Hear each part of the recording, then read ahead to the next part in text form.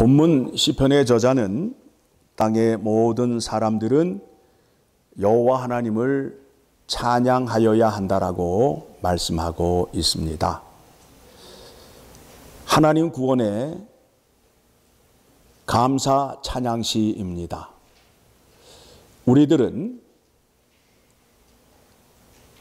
믿음이 연약하여서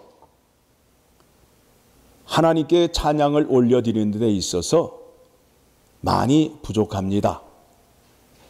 그래서 우리에게 시편의 감사 찬양시가 필요하고 찬송가가 우리에게 필요한 이유가 바로 거기에 있습니다.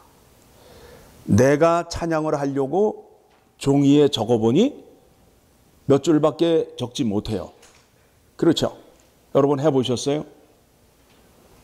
하나님을 찬양하려고 종이에다가 글을 써봤더니 한 페이지를 못 채우는 거예요. 그러니까 우리에게 찬양을 하라고 시편의 말씀을 주시고 찬송가를 주신 거예요.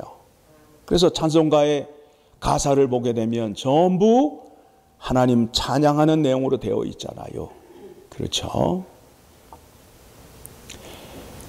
왜 이 땅에 사는 사람들 모두가 여호와 하나님을 찬양하여야 하느냐 하면 본문의 말씀에 의하면 출애굽 사건을 통하여 확인하라는 거예요.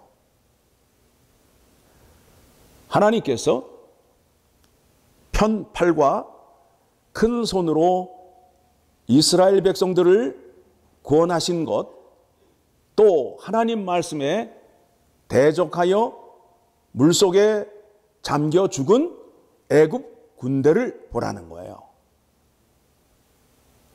하나님 말씀에 불순종하고 하나님께 대적을 하게 되면 진노의 심판이 있고 그 구원의 능력에 은혜를 받게 되면 가나안 땅을 들어가게 된다라는 것을 오늘 말씀을 통하여 확인하고 있습니다. 5절입니다. 같이 읽습니다. 와서 하나님께서 행하신 것을 보라. 사람의 아들들에게 행하심이 어미하시도다. 예, 하나님 말씀에 불순종하게 되면 그 물속에 빠져 죽어요. 반면에 6절 구원받은 백성들에게 어떻게 하셨는지 시작. 하나님이 바다를 변하여 육지가 되게 하셨으므로 무리가 걸어서 강을 건너고 우리가 거기서 주로 말미암아 기뻐하였도다. 그런데 7절의 말씀이 우리에게 교훈으로 다가오고 있어요. 같이 읽습니다. 시작. 그가 그의 능력으로 영원히 다스리시며 그의 눈으로 나라들을 살피시나니 거역하는 자들은 교만하지 말지어다. 셀라. 하나님이 지금도 그와 같은 능력으로 이 세상을 주관하시고 각 사람을 살피고 있다는 거예요. 출애굽 사건, 그때에 하나님의 능력이 나타났는데 그 능력이 지금도 나타나고 있다는 거예요. 그래서 죄인들에게 구원을 주시기 위하여 하나님께서 품 안에 계시던 독생자 예수 그리스도를 이 땅에 보내주시고 구원을 해주시는 거예요. 그렇죠? 그래서 예수 그리스도의 이름을 영접하는 자에게는 하나님의 자녀가 되는 권세를 주고 영생을 줌으로 인하여 마지막 날에 다시 살아나는 은혜를 입게 되는 겁니다. 반면에 예수 그리스도를 믿지 않게 되면 영원한 불 속에 들어가서 영원토록 고생하며 살아야 된다라는 겁니다. 그런데 이제 문제가 무엇이냐 하면 가나안을 들어가야 되는데 통과하여야 할 것이 있다라는 겁니다. 그 말씀이 어디에 나오느냐 하면 11절입니다. 11절 말씀을 보게 되니까 같이 읽습니다.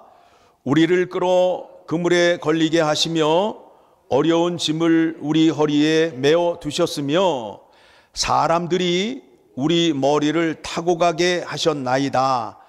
우리가 불과 물을 통과하였더니 주께서 우리를 끌어내사 풍부한 곳으로 들이셨나이다. 이스라엘 백성들이 홍해를 건너와서 광야를 건너갈 때에 이방 나라들이 이 나라를 못 살게 굴었어요. 말씀에 의하면 그들이 우리의 머리를 밟고 지나갔다는 거예요. 그런데 결국에는 풍부한 곳에 들어갔다라고 말씀하고 있어요. 가나안을 들어가기 위해서는 물과 불을 통과하여야 된다라는 거예요. 물은 거듭나야 된다는 거예요. 이스라엘 백성들이 홍해를 건너올 때에 그들이 그 땅에서 신분이 뭐였지요? 노예, 종이었단 말이에요. 그런데 그 사람들을 자유인으로 만들기 위해서는 그 당시에는 어떤 방법으로도 신분을 바꿀 수가 없었어요. 죽었다가 다시 태어나야 그 신분이 변화가 되는 거예요. 그래서 하나님께서 그 백성을 홍해를 통해서 건너오게 했어요. 그러니까 노예는 죽었고 죄의 종으로서의 삶은 죽었고 이제 광야를 건너올 때에는 그들의 신분이 뭘로 바뀌었다고요? 자유인으로 바뀌게 된 겁니다. 자유인이 되었어요. 그래서 이제 광야를 가야 되는데 광야길이 쉬운 길이 아니잖아요. 뒤에서 적들이 쳐들어오고 옆에서 쳐들어오고 가는 길을 방해하고, 그렇죠? 그 길을 통과하여야 풍부한 가나안 땅에 도착한다라는 겁니다. 그런데 이와 같은 일이 10절의 말씀을 보게 되니까 이스라엘 백성들이 못나서 이와 같은 일을 당한 것이 아니라 그 시험을 누가 주었다고요? 하나님이 주셨다는 거예요. 하나님이 주셨다는 거예요. 이해가 좀 안 되지요? 그동안 우리가 배우고 알기로는 예수 그리스도를 믿으면 꽃길을 간다고 배웠잖아요. 어떤 시험과 환난이 없다라고 배웠잖아요. 좋은 일만 가득 있을 거라고 배웠잖아요. 그런데 성경에서는 시험이 당연하다는 거예요. 왜 그래요? 하나님이 시험을 주시기 때문에 그렇다는 거예요. 10절 말씀 봅니다. 같이 읽습니다. 하나님이여 주께서 우리를 시험하시되 우리를 단련하시기를 은을 단련한 같이 하셨으며, 그러니까 이 시험에는 지금 뭐가 있는 거예요? 목적이 있는 거예요. 이 시험을 통해서 우리를 어떻게 한다고요? 예, 은과 같이 단련한다는 거예요. 은을 단련한다는 건 뭐예요? 은이 여러 가지 광물질과 함께 섞여 있으니까 그것을 깨끗하게 하기 위해서, 순수하게 만들기 위해서 어떻게 해야 돼요? 도가니에 집어넣고 풀무불로 끓이잖아요. 그러면 찌꺼기가 떠오르면, 그거를 떠내게 되면 은이 순수한 것으로 변하게 되잖아요. 그렇듯이 우리의 마음을 순수하게 하기 위하여, 정결하게 하기 위하여 뭘 주신다고요? 시험을 주신다고요. 시험을 주셔요. 자, 이 말씀을 어디를 통해서 확인할 수 있느냐 하면 로마서 5장을 가게 되면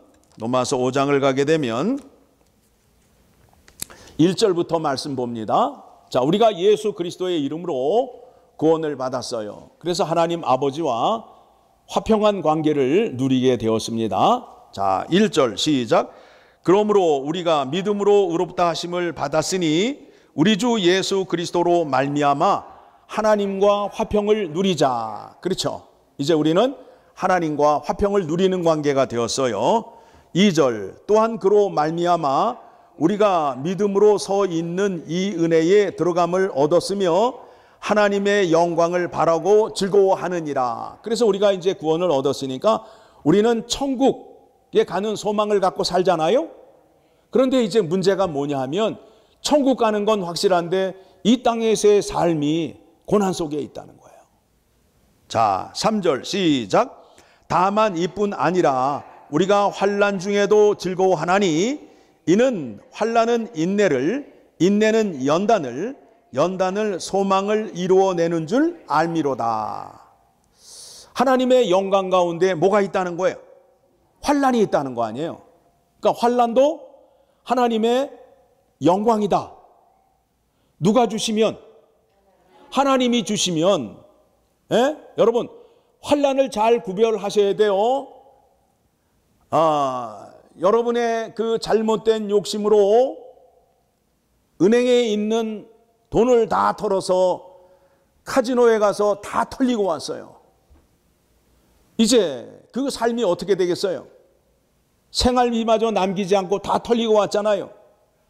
삶이 힘들지요. 고난 가운데 있지요.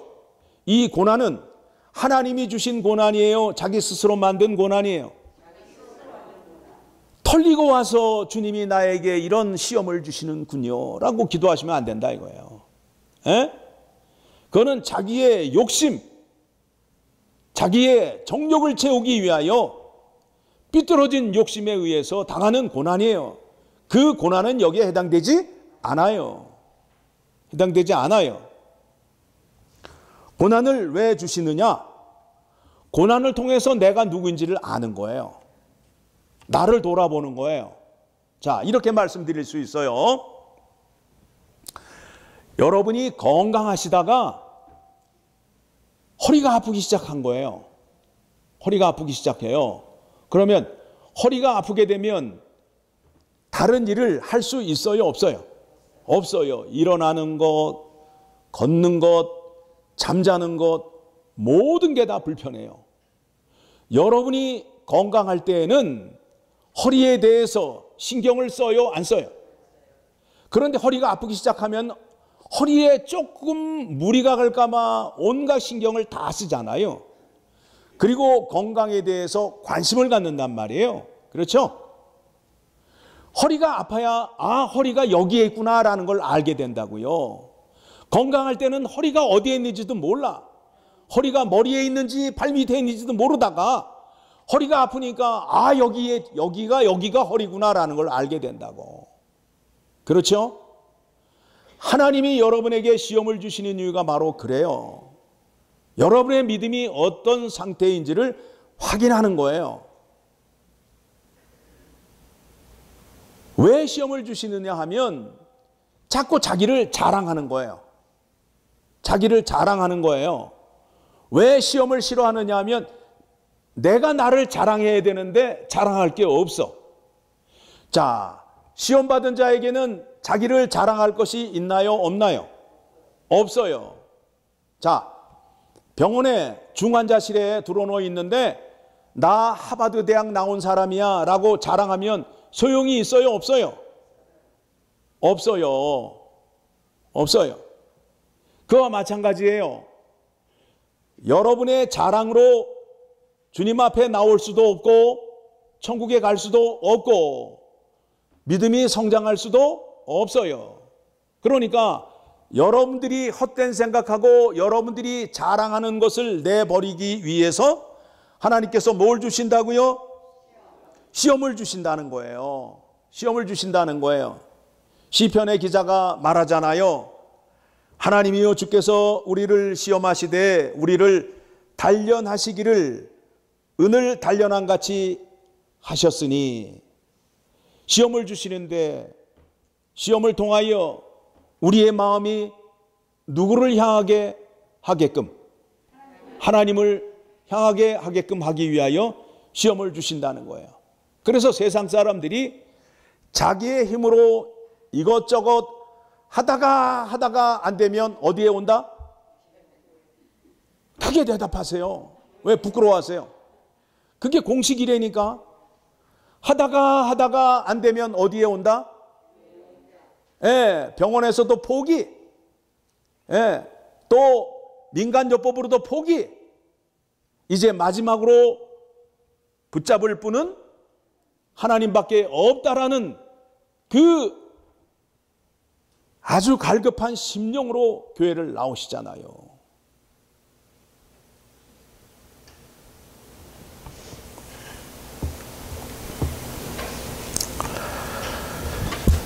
시험을 통해서 우리의 마음을 청결하게 해 주시는 겁니다. 그래서 마태복음 5장 8절의 말씀을 보게 되면 마음이 청결한 자는 복이 있나니 그들이 하나님을 볼 것이요.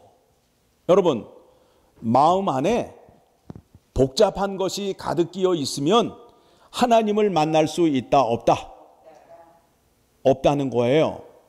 그래서 여러분의 마음을 정결하고 순수하게 하기 위해서 주님께서 여러분에게 시험을 주시는 거예요. 시험을 받게 되면 내 힘으로 안 돼. 내 힘으로 안 돼. 주님 앞에 나와야만 그 문제가 해결이 되는 거예요. 어떻게 그렇게 깊은 고난을 받으시고 주님 앞에 항복을 하시겠어요? 맨정신으로 항복하시겠어요? 여러분이 선택하시면 돼. 예. 방법은 다른 방법이 없어요. 주님의 말씀만이 진리예요. 그래서 우리를 자꾸 시험을 통해서 어떻게 하느냐 하면 약하게 만드는 거예요. 약하게 만드는 거예요. 내 것으로 자랑할 게 없게끔 만드시는 거예요. 예? 돈이 아무리 많으면 뭐예요? 병원에서 못 고친다는데. 돈이 아무리 많으면 뭐예요? 돈으로 천국을 못 가는데. 돈으로 믿음을 살 수 있나요? 생명을 살 수 있나요? 없잖아요. 대답은 잘 하시는데 왜 돈을 좋아하시는 거예요? 왜 돈을 하나님보다 더 좋아하시는 거예요? 돈 버는 게 중요해요? 하나님께 나와서 예배 드리는 게 중요해요? 대답을 왜 안 하시는 거예요? 우리가 이 땅에서 영원토록 살 것 같으면 괜찮아요. 여러분이 생각하신 대로 살아도 괜찮아요. 그런데 여러분이 이 땅에서 얼마나 사셔요? 얼마나 사셔요? 얼마나 사실 것 같아요? 에? 우리 권사님 80이 넘으셨는데 지금 80 산다 그러면 섭섭하지? 오래 사신다고요. 그런데 수명의 한계가 있잖아요. 그렇죠? 그래서 여러분들이 친지나 교회 교인들이 돌아가시게 되면 그 문상을 하러 가잖아요. 문상을 하러 가잖아요. 그래서 관뚜껑을 열고 그분의 얼굴을 이렇게 보잖아요. 그렇죠? 뭘 확인해요? 뭘 확인하는 거예요? 언젠가는 반드시 죽는다. 에? 사람은 언젠가는 반드시 죽는다. 그런데 죽는데 같이 죽는 게 아니라 혼자 외로이 죽는다. 아니, 장례식장에 안 가보셨어요? 처음 듣는 것처럼 다들 그런 표정을 짓고 계셔.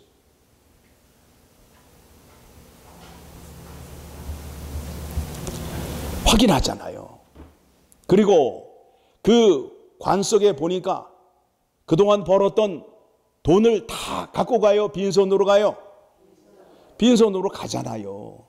그걸 눈으로 보면서도 우리 마음이 인정을 안 하는 거예요. 인정을 안 하는 거예요. 눈으로 보여주잖아요. 어떻게 살아야 하는지 지혜를 얻을 수 있잖아요. 그렇죠? 인생을 사는 데 있어서 우리가 살아보지 못한 것들이 있어요. 그런 것에 대해서는 믿음의 선조들의 얘기를 통해서 우리가 지혜를 얻게 되잖아요. 우리가 잘 알고 있는 사도 바울 선생께서 우리에게 교훈을 주고 있습니다. 여러분, 우리가 성경의 말씀을 믿는 데 있어서 잘 보세요. 사도 바울이 예수님의 제자로 부름을 받았을 때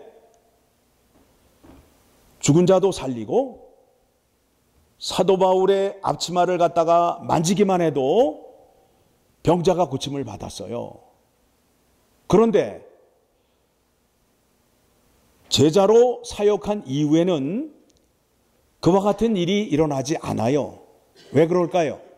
능력이 떨어져서요? 능력이 떨어져서 그런 거예요? 왜 그래요, 그러면?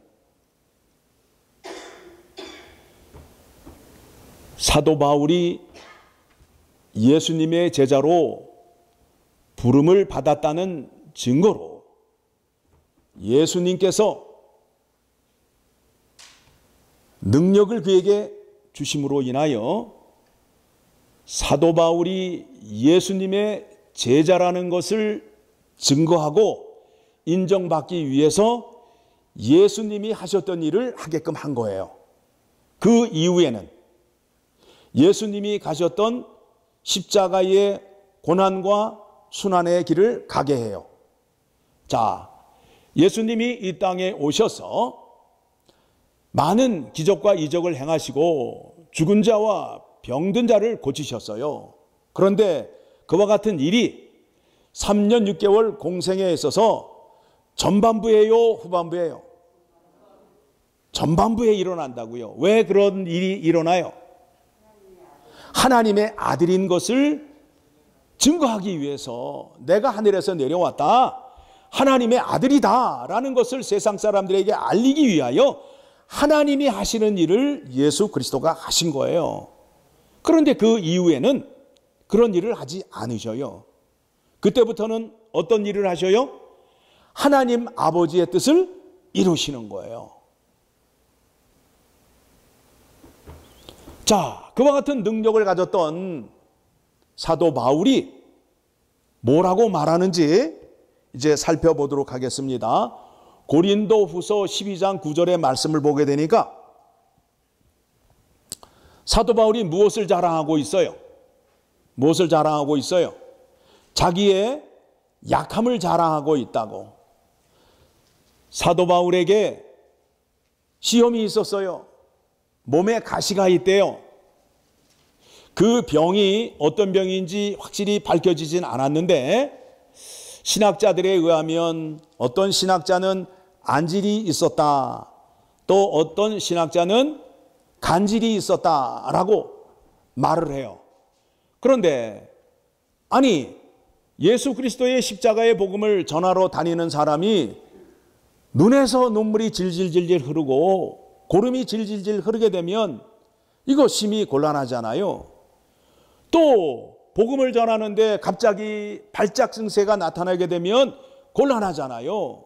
그래서 바울이 기도를 했어요. 주님, 고쳐주세요. 고쳐주세요. 내가 주님의 제자로서 말씀을 전하는데 건강한 모습으로, 튼튼한 모습으로 전해야 될 거 아닙니까? 몇 번 기도했다고요? 3번 기도했더니 예수님께서 뭐라고 대답하셨어요? 네. 자, 같이 읽겠습니다. 시작. 나에게 이르시기를 내 은혜가 내게 족하도다. 이는 내 능력이 약한 데서 온전하여 짐이라 하신지라. 그러니까 바울이 약할 때에 누구의 능력이 나타난다는 거예요? 하나님의 능력이 나타난다는 거예요. 내 자랑하게 되면 하나님의 능력이 나타난다, 안 나타난다? 안 나타난다 이거예요. 안 나타난다 이거예요. 그래서 그러므로 도리어 크게 기뻐함으로 나의 여러 약한 것들에 대하여 자랑하리니 이는 그리스도의 능력이 내게 머물게 하려 함이라. 나의 약한 것을 자꾸 자랑하니까 예수 그리스도께서 그때마다 나에게 능력을 나타내신다는 거예요. 바울이 건강하면, 몸이 온전하면 예수 그리스도의 그 강한 능력이 나타나지 않는다라고 말씀하고 있는 거예요.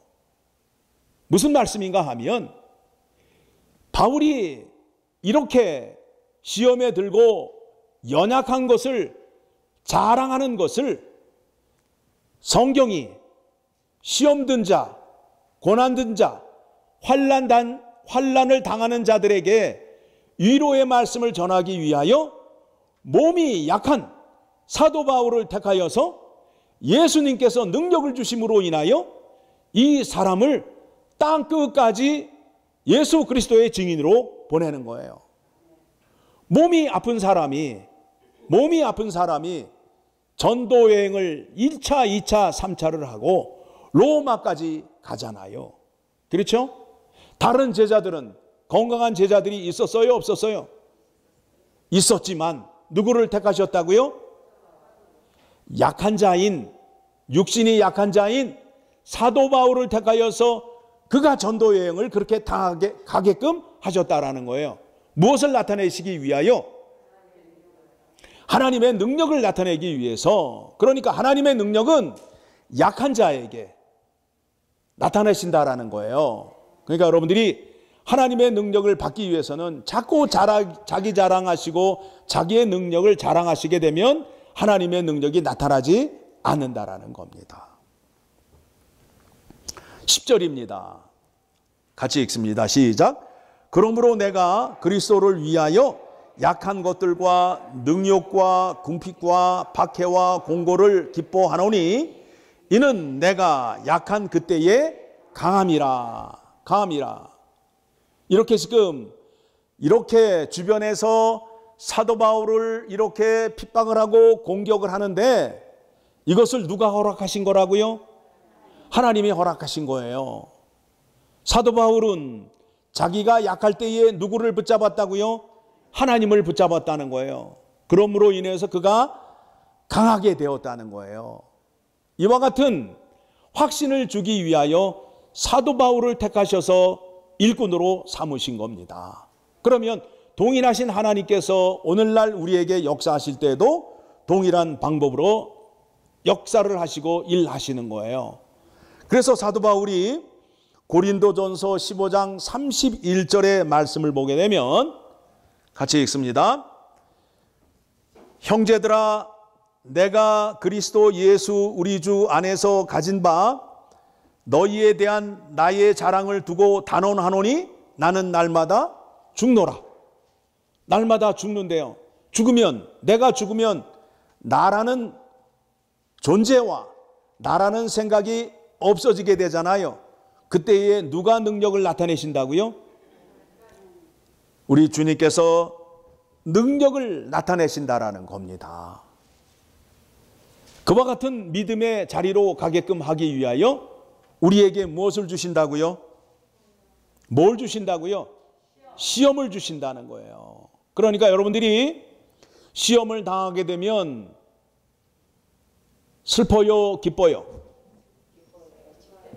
슬퍼요, 기뻐요? 기쁠 수밖에 없다니까. 왜냐하면 환난도 하나님의 영광 가운데 있기 때문에 환난을 통하여 그 사람을 망하게 하고 그 사람을 절망시키게 하기 위한 것이 아니라 그 사람을 순수하게 정결한 마음을 주게끔 하기 위하여 하나님께서 환난이라는 것을 도구로 사용하신다라는 거예요. 그러니까 결과적으로 오늘 본문의 말씀이 말씀하잖아요. 물을 건너와야 되고 광야를 건너야 어디를 들어간다고요? 가나안 땅을 들어간다고. 그러니까 여러분들이 생각하는 대로 구원을 받으면 고생도 하나도 안 하고 꽃길을 걷다가 천국에 들어갈 수 있다라고 생각하시면 그거는 성경적인 믿음이 아니에요. 물을 건너시고 광야를 건너셔야 된다고. 광야의 그 기간이 몇 년이었어요? 40년이잖아요. 그 기간 동안 하나님 말씀으로 훈련을 받고 그런 다음에 가나안 땅에 들어가야 된다라는 겁니다. 그러니까 시험을 당할 때 우리는 답안지의 답을 알아요, 몰라요? 알아요. 결국에는 내가 부요한 곳 가나안 땅에 들어간다라는 것을 안다고요. 그러니까 시험을 당할 때에 기뻐요, 안 기뻐요? 기쁘다고요. 이 시험을 통하여 내 믿음이 성장하고 내가 더욱더 주님과 가까워지겠구나라는 것을 알게 되는 거예요. 그러니까 시험을 당할 때 어떻게 기도하시면 돼요? 주님, 기대가 됩니다. 시험을 주시되 내가 견딜 수 있을 정도의 시험을 주시고 내가 이 시험에 빠져 있을 때에 주님이 오셔서 말씀으로 길을 가르쳐 주시고 능력으로 나를 구원하여 주시옵소서라고 기도하면 능력을 베풀어 주실까요? 안 베풀어 주실까요? 베풀어 주신다고요. 그런데 시험 당하였는데 내가 그 문제를 해결하려고 하니까 안 되는 거예요. 여러분, 여러분에게 시험이 당하면 집에서 문제를 다 해결한 다음에 교회를 나와야 돼요? 즉각 교회를 나와야 돼요. 그런데 어떻게 하고 계세요? 거꾸로 하잖아요. 좀 정리가 된 다음에 내가 교회를 나가겠습니다. 아니라니까요. 바로 나오시라고. 그러면 갈 길을 가르쳐 주시고 능력을 주심으로 인하여 그 문제를 속히 풀어 주십니다. 자, 오늘 본문으로 이제 돌아갑니다. 돌아가서 이제 이 시편의 저자가 가나안 땅에 들어갔어요, 안 들어갔어요? 들어갔잖아요. 그렇죠? 들어갔어요. 그럼 고난과 환난을 당할 때 기도했어요, 안 했어요? 예. 그래서 여러분들이 기도하면 뭐라 그래요? 이 시험만 통과해 주시면 주님의 몸된 교회 나가서 열심히 봉사하겠습니다. 더욱더 말씀에 순종하겠습니다라고 서원 기도해요, 안 해요? 해지요. 그러면 그거를 지키셔야 된다고. 지키셔야 된다고. 서원한 거는 반드시 지켜야 된다. 지켜야 된다라는 것을 오늘 본문에서 강조하고 있습니다. 예, 아무 일이 없었던 것처럼 입 싹 닦으시고 돌았으면 안 된다는 거예요. 시험 들 때에는, 고난이 있을 때는 교회 나와서 열심히 새벽 예배 참석하시다가 문제 해결이 딱 되니까 어느 날부터 새벽 예배에 얼굴이 보이지 않아. 그러면 이거는 하나님의 구원의 능력에 대한 감사와 찬양과 영광이 없는 거예요. 왜냐하면 내가 그렇게 구원받은 것에 대해서 누구에게 감사를 올려야 돼요? 하나님께 감사의 기도를 올려야 된다고. 그러면 하나님이 기뻐하신단 말이에요. 왜 그래요? 하나님이 여러분에게 구원의 능력을 주시고 여러분을 구원해 주실 때에 대충 하신 것이 아니라 어떻게 하셨다고요? 이스라엘 백성을 애굽 땅에서 건져낼 때에 편팔과 큰 손으로 구원하신 것, 오른손으로. 오른손은 무슨 의미를 갖고 있어요? 나의 힘을 상징하는 것 아니에요. 그렇죠?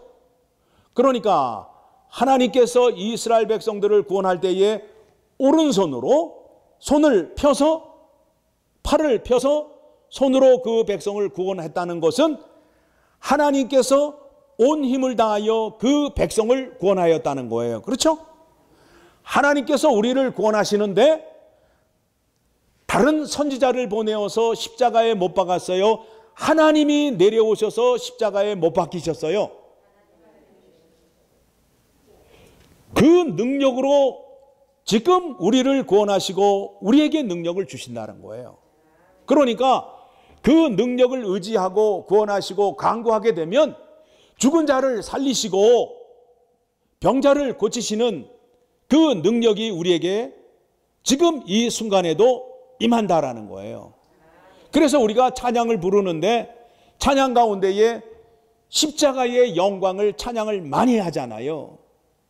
하나님이 이 땅에 오셔서 죽으시고 우리에게 베풀어 주신 은혜와 그 속에 담겨져 있는 하나님의 놀라운 지혜와 비밀, 그거를 우리가 찬양함으로 인하여 누구에게 영광을 올려드리는 거예요?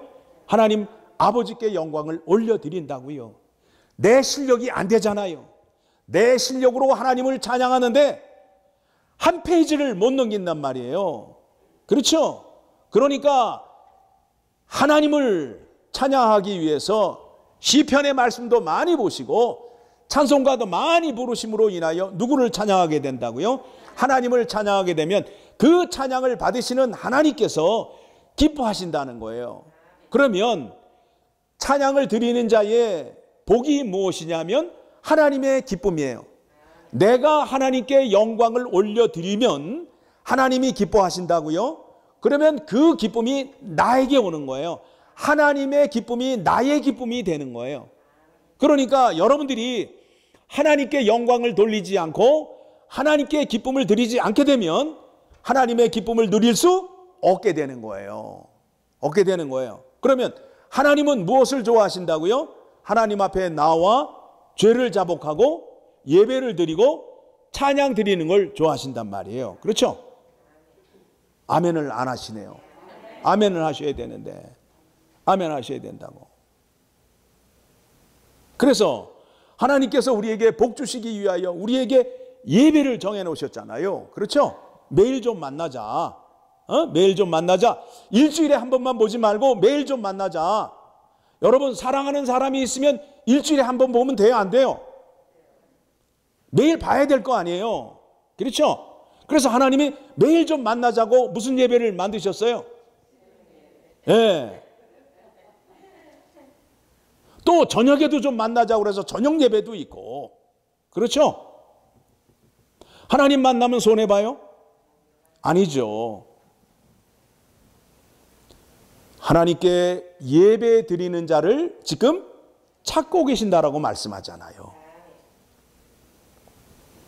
찾으면 그 사람을 야단을 칠까요? 복을 주실까요? 복을 주시잖아요.